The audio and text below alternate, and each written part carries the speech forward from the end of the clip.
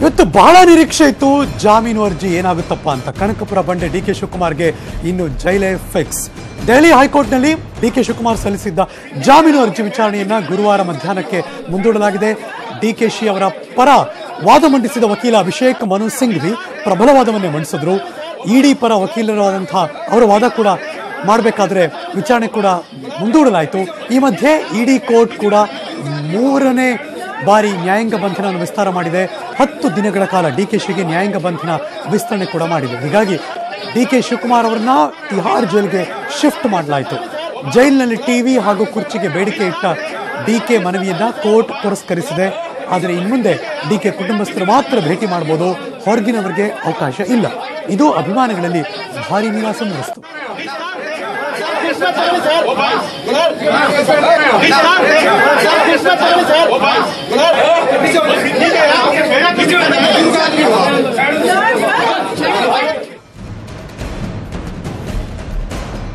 ಇಡಿ ಕೋರ್ಟ್ನಲ್ಲಿ ಕೇಂದ್ರದ ಮಾಜಿ ಸಚಿವ ಪಿ ಚಿದಂಬರಂಗೂ ಮತ್ತೆ ಸಂಕಷ್ಟ ಶುರುವಾಯಿತು. ಚಿದಂಬರಂ ಅವರನ್ನ ವಿಚಾರಣೆಗೆ ಒಳಪಡಿಸೋದಕ್ಕೆ ಮತ್ತು ಅಗತ್ಯ ಬಿದ್ದರೆ ಅವರನ್ನ ಬಂಧಿಸೋದಕ್ಕೆ ಜಾರಿ ನಿರ್ದೇಶನಾಲಯಕ್ಕೆ ಸಿಬಿಐ ವಿಶೇಷ ನ್ಯಾಯಾಲಯ ಅನುಮತಿ ಕೂಡ ಕೊಟ್ಟಿದೆ. ಜಾರಿ ನಿರ್ದೇಶನಾಲಯದ ಪರ ಸಾಲಿಸಿಟರ್ ಜನರಲ್ ತುಷಾರ್ ಮೆಹ್ತಾ ವಾದ ಮಂಡಿಸಿ ಚಿದಂಬರಂ ಅವರನ್ನ ಬಂಧಿಸಿ ವಿಚಾರಣೆಗೆ ಒಳಪಡಿಸೋದಕ್ಕೆ ಅನುಮತಿ ಕೋರಿದ್ರು. ತಿಹಾರ್ ಜೈಲಿನಲ್ಲೇ ಚಿದಂಬರಂ ಅವರನ್ನ ವಿಚಾರಣೆಗೆ ಒಳಪಡಿಸೋದಕ್ಕೆ ಮತ್ತು ಅಗತ್ಯವಿದ್ದಲ್ಲಿ ಬಂಧಿಸೋದಕ್ಕೆ ಕೋರ್ಟ್ ಅನುಮತಿ ಕೂಡ ಕೊಟ್ಟಿದೆ. ಇದನ್ನ ಚಿದಂಬರಂ ಪರ ವಕೀಲ ಕಪಿಲ್ ಸಿಬಲ್ ವಿರೋಧಿಸಿದ್ರೂ ಕೂಡ ಕೋರ್ಟ್ ಮನ್ನಣೆ ಕೊಡಲಿಲ್ಲ. ಚಿದಂಬರಂ ಅಕ್ಟೋಬರ್ 17ನೇ ತಾರೀಕಿನವರೆಗೆ ನ್ಯಾಯಾಂಗ ಬಂಧನ ಅನುಭವಿಸ್ತಾ ಇದ್ದಾರೆ. ಅದಾದ ನಂತರವೂ ಕೂಡ ಚಿದಂಬರಂಗೆ ಮುಕ್ತಿ ಸಿಗೋ ಹಾಗೆ ಕಾಣಿಸ್ತಾ ಇಲ್ಲ. ಇಡಿಯಿಂದ ಬಂಧನಕ್ಕೊಳಗಾಗುವ ಸಾಧ್ಯತೆ ಇನ್ನೂ ಹೆಚ್ಚಾಗೇ ಇದೆ.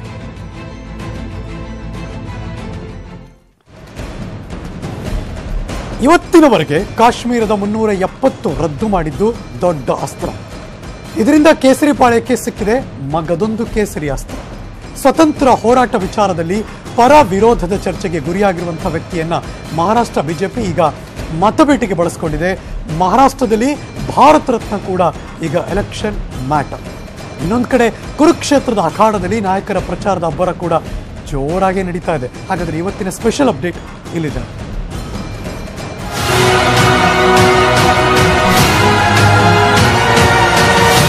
ಮಹಾರಾಷ್ಟ್ರದ ಚುನಾವಣೆ ಗೆಲ್ಲೋಕೆ ಪ್ರಧಾನಿ ಮೋದಿ ಆರ್ಟಿಕಲ್ 370 ಅಸ್ತ್ರ ಬಳಸಿದ್ರೆ ಮಹಾರಾಷ್ಟ್ರ ಬಿಜೆಪಿ ಮತ್ತೊಂದು ಅಸ್ತ್ರ ಬಳಸಿದೆ.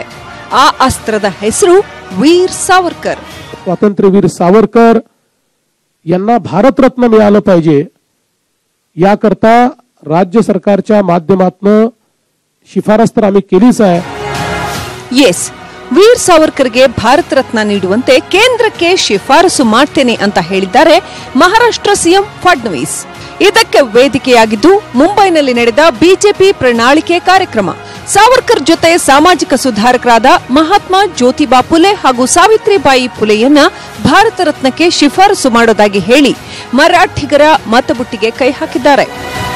ಮಹಾತ್ಮ ಜ್ಯೋತಿಬಾ ಫುಲೆ, ಕ್ರಾಂತಿ ಜ್ಯೋತಿ ಸಾವಿತ್ರಿಬಾಯಿ ಫುಲೆ, स्वातंत्र्यवीर सावरकर यांना भारत रत्न मिळालं पाहिजे याकरता राज्य सरकारच्या माध्यमातून शिफारस तर आम्ही केलीच आहे. ಫಡ್ನವೀಸ್ಗೆ ಕೇಂದ್ರ ಬಿಜೆಪಿ ಕೂಡ ಬಹುಪರಾಕ್ ಹೇಳಿದೆ. ಪ್ರಣಾಳಿಕೆ ಬಿಡುಗಡೆ ಮಾಡಿದ ಜೆಪಿ ನಡ್ಡಾ ಸಿಎಂ ಫಡ್ನವೀಸ್ ಪರ ಭರ್ಜರಿ ಬ್ಯಾಟಿಂಗ್ ಮಾಡಿದ್ರು. That Devendra Fadnavis has changed the political culture of Maharashtra. He has changed the image of Maharashtra.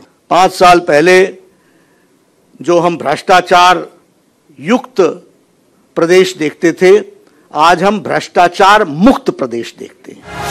ಇತ್ತ ಹರಿಯಾಣ ಅಖಾಡದಲ್ಲಿ ಇವತ್ತು ಕೂಡ ಪ್ರಧಾನಿ ಮೋದಿ ಮತಬೇಟೆ ನಡೆಸಿದ್ರು. ನಿನ್ನೆ 370 ಅಸ್ತ್ರ ಬಳಸಿದ್ದ ಮೋದಿ ಇವತ್ತು ಚರ್ಕಿ ದಾದ್ರಿಯಲ್ಲಿ ನಡೆದ ರ್ಯಾಲಿಯಲ್ಲಿ ಚೀನಿ ಅಧ್ಯಕ್ಷರ ಭೇಟಿ ವೇಳೆ ನಡೆದ ಪ್ರಸಂಗವನ್ನ ನೆನಪಿಸಿ ಹರಿಯಾಣವನ್ನ ಕೊಂಡಾಡಿದ್ರು. तो चीन के राष्ट्रपति ने मुझे बताया और बड़े गर्व से बताया, उन्होंने कहा कि मैंने दंगल मूवी देखी है और बोले आपकी बेटियां कैसा कमाल करती हैं, ये पूरा मूवी मैं बोले देख के आया हूं.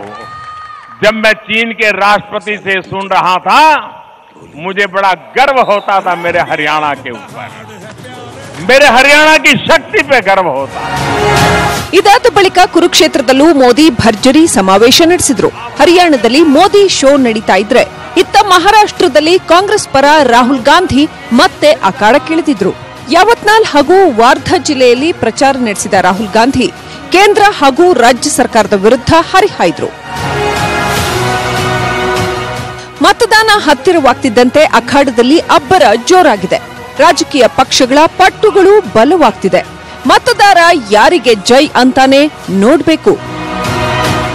Bureau report, news 18 Kannada. ಭಾರತೀಯ ಕ್ರಿಕೆಟ್ನಲ್ಲಿ ಮತ್ತೆ ದಾದಾಗಿರಿ ಶುರುವಾಗಿದೆ. ಸೌರವ್ ಗಂಗೂಲಿ ಬಿಸಿಸಿ ಅಧ್ಯಕ್ಷ ಪಟ್ಟಕ್ಕೆ ಏರಿಕೆ ಆಯಿತು. ಆದರೆ ದಾದಾನ ಪಟ್ಟಾಭಿಷೇಕದ ಹಿಂದೆ ಬೇರೇನೇ ಉದ್ದೇಶ ಇದೆ ಅನ್ನೋ ಒಂದು ಗುಸುಗುಸು ಪಿಸು ಶುರುವಾಗಿದೆ.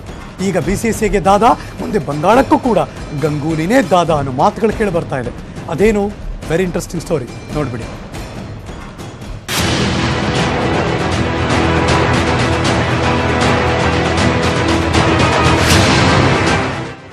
ಸೌರವ್ ಗಂಗೂಲಿ ಇಂದಿಗೂ ಚಾರ್ಮ್ ಉಳಿಸಿಕೊಂಡಿರೋ ಕ್ರಿಕೆಟ್ ಕಲಿ. ಗಂಗೂಲಿ ಈಗ ಭಾರತೀಯ ಕ್ರಿಕೆಟ್ಗೆ ರೀ ಎಂಟ್ರಿ ಕೊಟ್ಟಿದ್ದಾರೆ. ಬಿಸಿಸಿಐ ಅಧ್ಯಕ್ಷ ಪಟ್ಟಕ್ಕೆ ಅವಿರೋಧವಾಗಿ ಆಯ್ಕೆಯಾಗಿದ್ದಾರೆ. ಇದೇ 23ರಿಂದ ಭಾರತೀಯ ಕ್ರಿಕೆಟ್ ನಿಯಂತ್ರಣ ಮಂಡಳಿಯಲ್ಲಿ ಮತ್ತೆ ದಾದಾಗಿರಿ ಶುರು.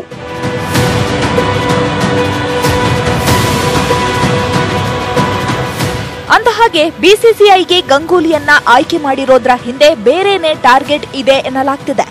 ಅದು 2021ರಲ್ಲಿ ನಡೆಯಲಿರೋ ಪಶ್ಚಿಮ ಬಂಗಾಳದ ವಿಧಾನಸಭೆ ಚುನಾವಣೆ. 2021ರಲ್ಲಿ ರಾಜಕೀಯಕ್ಕೆ ಗಂಗೂಲಿ ಎಂಟ್ರಿ. ಗಂಗೂಲಿ ಬಂಗಾಳ ಬಿಜೆಪಿಯ ಸಿಎಂ ಅಭ್ಯರ್ಥಿ. ಹೌದು, ಇಂಥದ್ದೊಂದು ಮಾತುಗಳು ಇದೀಗ ಜೋರಾಗಿ ಹರಿದಾಡ್ತಿವೆ. ಬಂಗಾಳದ ದೀದಿ ಮಮತಾ ಬ್ಯಾನರ್ಜಿಗೆ ಠಕ್ಕರ್ ಕೊಡಲು ಬಂಗಾಳದ ದಾದಾ ಗಂಗೂಲಿಯನ್ನ ಬಿಜೆಪಿ ಪಕ್ಷ ರಾಜಕೀಯ ಅಖಾಡಕ್ಕೆ ಕರೆತರಲಿದೆ ಅನ್ನೋ ಮಾತು ಕೇಳಿ ಬರ್ತಿವೆ. ಎಲ್ಲ ಅಂದುಕೊಂಡಂತೆ ನಡೆದ್ರೆ 2021ರ ಬಂಗಾಳ ಚುನಾವಣೆಯಲ್ಲಿ ಸೌರವ್ ಗಂಗೂಲಿ ಬಿಜೆಪಿಯ ಮುಖ್ಯಮಂತ್ರಿ ಅಭ್ಯರ್ಥಿ ಆಗಲಿದ್ದಾರಂತೆ. ಅಂದಹಾಗೆ ಗಂಗೂಲಿಯನ್ನ ಬಿಜೆಪಿ ಆಯ್ಕೆ ಮಾಡಿಕೊಳ್ಳಲು ಕಾರಣ ಹಲವು.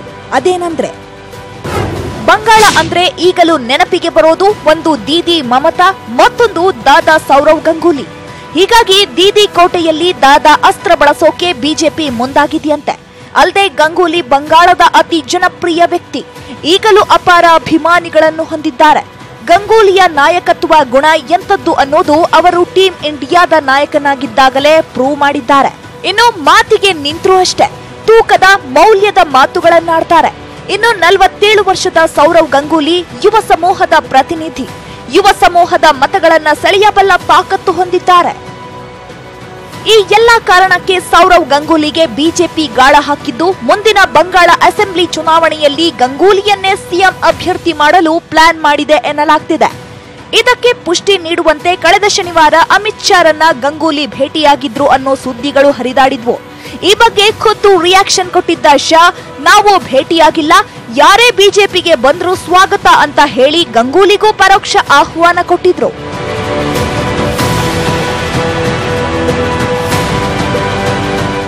ಬಿಸಿಸಿಐ ಅಧ್ಯಕ್ಷರಾಗಿ ಸೌರವ್ ಗಂಗೂಲಿ ಅವಧಿ ಮುಂದಿನ ವರ್ಷಕ್ಕೆ ಅಂತ್ಯಗೊಳ್ಳಲಿದೆ. ಅದರ ಬೆನ್ನಲ್ಲೇ ಬಂಗಾಳ ಚುನಾವಣೆಯೂ ನಡೆಯಲಿದೆ. ಬಿಸಿಸಿಐ ಚೇರ್ನಿಂದ ಇಳಿಯೋ ದಾದಾ ಕನಸು ಸಿಎಂ ಸೀಟಾ ಅನ್ನೋದು ಅವಾಗಲೇ ಗೊತ್ತಾಗಬೇಕಿದೆ. Bureau report, news 18 Kannada. Mughal ಸಾಮ್ರಾಜ್ಯದ ಸಂಸ್ಥಾಪಕ ಬಾಬರ್ ಮಾಡಿರುವಂತಹ ಇತಿಹಾಸದ ತಪ್ಪುಗಳನ್ನು ಸರಿಪಡಿಸಬೇಕು.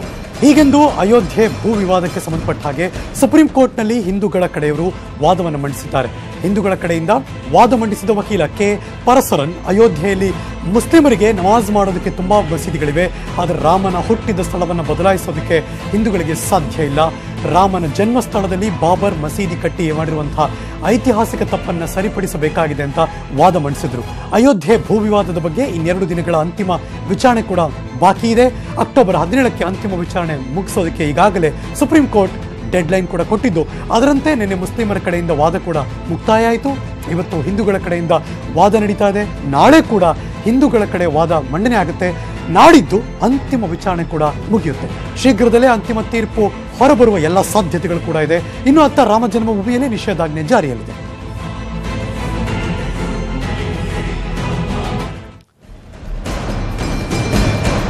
Bad news. ಗುಜರಾತ್ನ ಕಚ್ನಲ್ಲಿ ಭಯಾನಕ ಬೆಂಕಿ ಅನಾಹುತ ಸಂಭವಿಸಿಬಿಟ್ಟಿದೆ. ಪ್ಲಾಸ್ಟಿಕ್ ಫ್ಯಾಕ್ಟರಿ ಅದು. ಬೆಂಕಿ ಅಟ್ಟಹಾಸ ಮಾಡಿದೆ. ಕೋಟ್ಯಾಂತರ ಮೌಲ್ಯದ ವಸ್ತುಗಳು ಸುಟ್ಟು ಕರಕಲಾಗೋಗಿದೆ. ಕಳೆದ ರಾತ್ರಿ ಹೊತ್ಕೊಂಡ ಬೆಂಕಿ ಇವತ್ತಿನ ಬೆಳಗ್ಗಿನ ಜಾವ ತನಕ ಹುರಿತಾನೆ ಇತ್ತು. ಬೆಂಕಿ ನಂದಿಸೋದಕ್ಕೆ ಅಗ್ನಿಶಾಮಕ ಸಿಬ್ಬಂದಿಗಳು ತುಂಬಾನೇ ಹರಸಾಹಸ ಪಟ್ಟರು. ಕಚ್ನ ಬಾಚೌ ಅನ್ನೋ ಜಾಗದಲ್ಲಿ ಈ ದುರ್ಘಟನೆ ಸಂಭವಿಸಿದೆ. ಇಡೀ ಫ್ಯಾಕ್ಟರಿ ಕಟ್ಟಡನೆ ಸುಟ್ಟು ಭಸ್ಮವಾಗಿರೋ ದೃಶ್ಯ ನೀವು ನೋಡ್ತಾ ಇದ್ದೀರಾ ನ್ಯೂಸ್ 18 ಕನ್ನಡದ ಸ್ಕ್ರೀನ್ನಲ್ಲಿ. ಬೆಂಕಿಯ ನರ್ತನ, ಸುಟ್ಟು ಕರಕಲಾಗಿರುವಂಥ ಫ್ಯಾಕ್ಟರಿಯ ದೃಶ್ಯಾವಳಿಗಳು ನಿಜವಾಗ್ಲೂ ಭಯಾನಕವಾಗಿದೆ ನೋಡೋಕೆ ಹೋದ್ರೆ. ಅದು ಒಂದಂತೂ ಸಮಾಧಾನಕರ ವಿಚಾರ ಏನಪ್ಪಾ ಅಂದರೆ ಯಾವುದೇ ಜೀವಹಾನಿ ಆಗಿಲ್ಲ ಮತ್ತು ಯಾರಿಗೂ ಕೂಡ ಗಾಯ ಆಗಿಲ್ಲ ಅನ್ನೋದೇ ಗ್ರೇಟ್ ನ್ಯೂಸ್.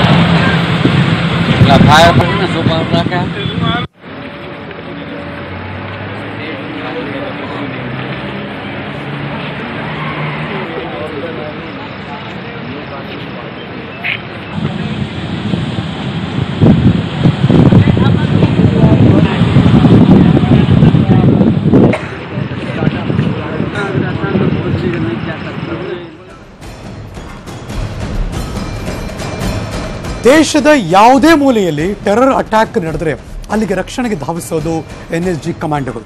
ನ್ಯಾಷನಲ್ ಸೆಕ್ಯೂರಿಟಿ ಗಾರ್ಡ್ಗಳ ಶೌರ್ಯ ಸಾಹಸವನ್ನು ಮುಂಬೈ ದಾಳಿ ಸಂದರ್ಭದಲ್ಲಿ ನೀವು ನೋಡೇ ಇದ್ದೀವಿ.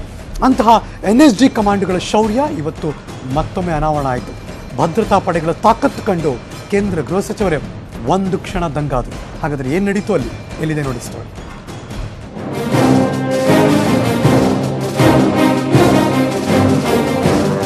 ನಿಖರ ಗುರಿ, ಮಿಂಚಿನ ವೇಗ, ಅಸಾಮಾನ್ಯ ಸಾಮರ್ಥ್ಯ, ಕ್ಷಣ ಮಾತ್ರದಲ್ಲೇ ಎದುರಾಳಿ ಓಡಿಸ್. ಇದು ಭಾರತದ NSG ಕಮಾಂಡೋಗಳ ತಾಕತ್ತು.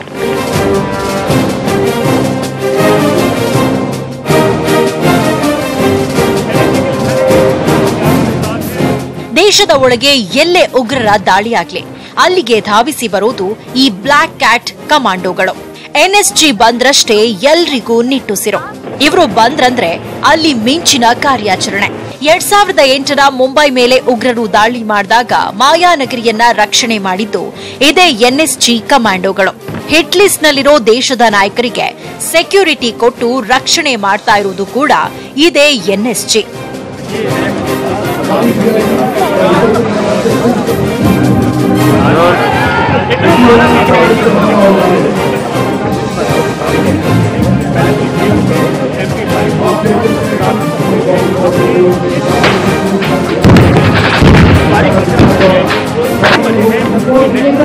NSGಗೆ ಇವತ್ತು ಸಂಸ್ಥಾಪನಾ ದಿನದ ಸಂಭ್ರಮ.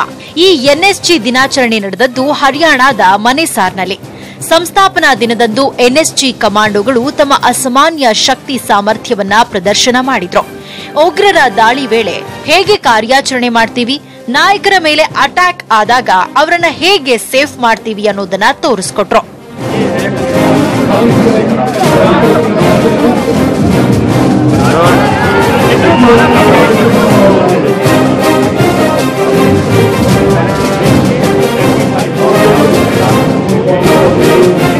NSG ಪಡೆಯ ನಾಯಿಗಳು ಕೂಡ ತಮ್ಮ ಕರಾಮತ್ತು ತೋರಿಸಿದ್ವು.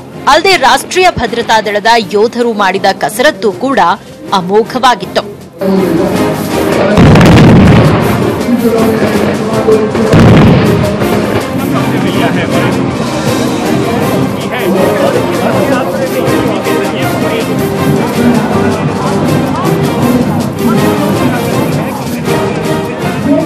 ಈ ಕಾರ್ಯಕ್ರಮಕ್ಕೆ ಸಾಕ್ಷಿಯಾಗಿದ್ದ ಕೇಂದ್ರ ಗೃಹ ಸಚಿವರು NSGಯ ಶಕ್ತಿ ಸಾಮರ್ಥ್ಯ ಕಂಡು ದಂಗಾದ್ರು. ನೀವಿದ್ರೆ ನಾವು ನಮ್ಮ ದೇಶ ಸೇಫ್ ಅಂತ ಬಹುಪರಾಗ್ ಹೇಳಿದ್ರು.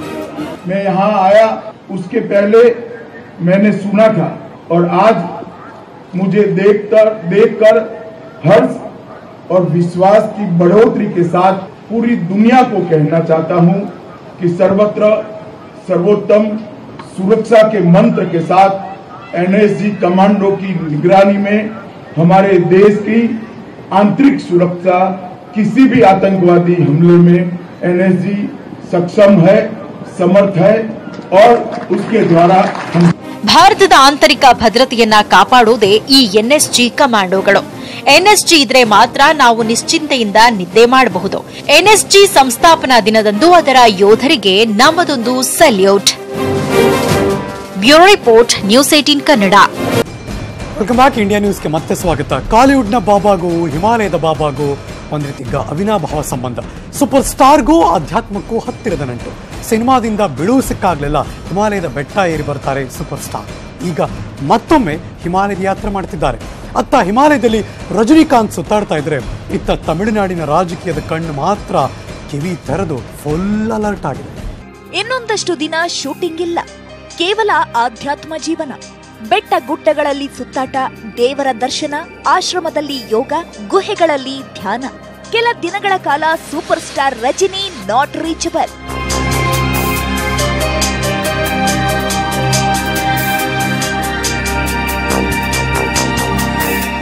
ಪ್ರತಿ ವರ್ಷ ಹಿಮಾಲಯಕ್ಕೆ ಹೋಗೋದು ರಜನಿಕಾಂತ್ ರೂಢಿ. ಇದೀಗ ಮತ್ತೊಮ್ಮೆ ಹಿಮಾಲಯ ಹತ್ತಿದ್ದಾರೆ. ಇವತ್ತು ಉತ್ತರಾಖಂಡ್ನ ರಿಷಿಕೇಶ ತಲುಪಿದ ಸೂಪರ್ ಸ್ಟಾರ್ಗೆ ಮೊದಲು ಸಿಕ್ಕಿದ್ದು ಅಭಿಮಾನಿಗಳ ಸ್ವಾಗತ. ನಂತರ ದಯಾನಂದ ಆಶ್ರಮದಲ್ಲಿ ಶ್ರೀಗಳ ದರ್ಶನ. ಹಿಮಾಲಯದ ದಾರಿಗಳಲ್ಲಿ ರಜನಿ ಸುತ್ತಾಟ ಶುರುವಾಗಿದೆ. ಪೂರ್ತಿ ಆಧ್ಯಾತ್ಮದ ಲುಕ್ನಲ್ಲಿರೋ ರಜನಿಗೆ ಹೋದಲ್ಲೆಲ್ಲ ಫ್ಯಾನ್ಸ್ಗಳ ಸೆಲ್ಫಿ ಕಾಟ.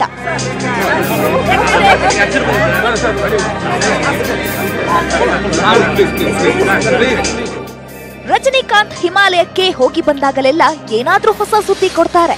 ಕಳೆದ ಅಕ್ಟೋಬರ್ನಲ್ಲೇ ಹಿಮಾಲಯ ಯಾತ್ರೆ ಮುಗಿಸಿ ಬಂದ ತಲೈವ ರಾಜಕೀಯ ಎಂಟ್ರಿ ಸುದ್ದಿ ಕೊಟ್ಟಿದ್ರು. ಬಳಿಕ ತಮ್ಮ ಹೊಸ ಪಕ್ಷದ ರೂಪುರೇಷೆಗಳನ್ನ ಸಿದ್ಧ ಮಾಡುತ್ತಾನೆ ಬಂದಿದ್ದಾರೆ. ಆದ್ರೆ ಅಧಿಕೃತವಾಗಿ ಪಕ್ಷ ರೂಪುಗೊಂಡಿಲ್ಲ. ಇದೇ ಹೊತ್ತಲ್ಲಿ ರಜನಿ ಹಿಮಾಲಯ ಏರಿದ್ದು ಬಂದ ಮೇಲೆ ಹೊಸ ಪಕ್ಷವನ್ನ ಘೋಷಣೆ ಮಾಡ್ತಾರ. 2021ರ ತಮಿಳುನಾಡು ವಿಧಾನಸಭೆಗೆ ರಜನಿ ರಣಕಹಳೆ ಮೊಳಗಿಸ್ತಾರಾ ಅನ್ನೋ ಕುತೂಹಲ ಎದುರಾಗಿದೆ.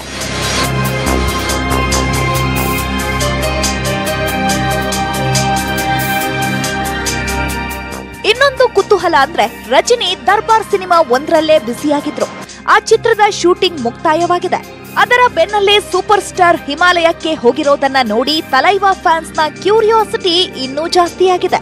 ಹಿಮಾಲಯದಿಂದ ಬಂದ ತಕ್ಷಣ ನಮ್ಮ ಹೀರೋ ರಾಜಕೀಯ ಪಕ್ಷವನ್ನ ಘೋಷಣೆ ಮಾಡ್ತಾರೆ ಅನ್ನೋದು ಅಭಿಮಾನಿಗಳ ನಿರೀಕ್ಷೆ. ಅಲ್ಲದೆ ರಾಜಕೀಯದ ಬಗ್ಗೆ ಸೀರಿಯಸ್ ಆಗಿರೋ ರಜನಿ ಹೊಸ ವರ್ಷದಿಂದ ಸಿನಿಮಾ ರಂಗಕ್ಕೆ ಗುಡ್ ಬೈ ಹೇಳಿ ಫುಲ್ ಟೈಮ್ ಪೊಲಿಟಿಷಿಯನ್ ಆಗಲಿದ್ದಾರೆ ಅನ್ನೋ ಮಾತುಗಳು ತಮಿಳುನಾಡಿನಿಂದ ಕೇಳಿ ಬರ್ತಿವೆ. ಇದಕ್ಕೆಲ್ಲ ಹಿಮಾಲಯದಿಂದ ಬಂದ ಮೇಲೆ ರಜನಿಕಾಂತೆ ಉತ್ತರ ಕೊಡಬೇಕಿದೆ. Bureau report. Welcome back. India ನ್ಯೂಸ್ಗೆ ಮತ್ತೆ ಸ್ವಾಗತ. ಕಾಶ್ಮೀರದಲ್ಲಿ ಉಗ್ರರು ಮತ್ತೊಮ್ಮೆ ಪೈಶಾಚಿಕ ಕೃತ್ಯವನ್ನು ಮಾಡಿದ್ದಾರೆ. ನಿನ್ನೆ ಜಮ್ಮು ಕಾಶ್ಮೀರದ ಶೋಪಿಯಾನ್ ಜಿಲ್ಲೆಯಲ್ಲಿ ಸೇಬು ಹಣ್ಣುಗಳನ್ನು ಸಾಗಿಸ್ತಾ ಇದ್ದ ರಾಜಸ್ಥಾನದ ಟ್ರಕ್ ಚಾಲಕನನ್ನು ಉಗ್ರರು ಗುಂಡಿಕ್ಕಿ ಹತ್ಯೆ ಮಾಡಿದರು. ಅದಾದ ರಾಜಸ್ಥಾನದ ನೋಂದಣಿಯ ಟ್ರಕ್ಗೆ ಉಗ್ರರು ಬೆಂಕಿ ಹಚ್ಚಿದ್ದಾರೆ. ಈ ಪ್ರಕರಣದಲ್ಲಿ ಇಬ್ಬರು ಭಯೋತ್ಪಾದಕರು, ಓರ್ವ ಪಾಕಿಸ್ತಾನಿ ಪ್ರಜೆ ಭಾಗಿಯಾಗಿರುವ ಸಾಧ್ಯತೆ ಇರೋದಾಗಿ ಪೊಲೀಸರು ಕೂಡ ಅನುಮಾನ ವ್ಯಕ್ತಪಡಿಸ್ತಾ ಇದ್ದಾರೆ.